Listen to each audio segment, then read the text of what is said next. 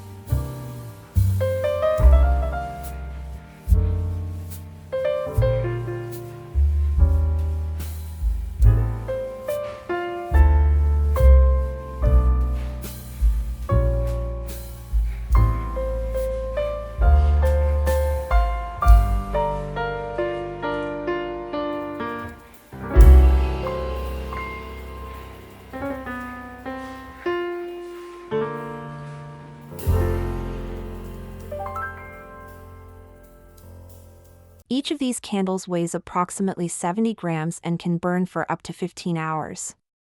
Thank you for watching. If you enjoyed this video, please don't forget to like and subscribe for more.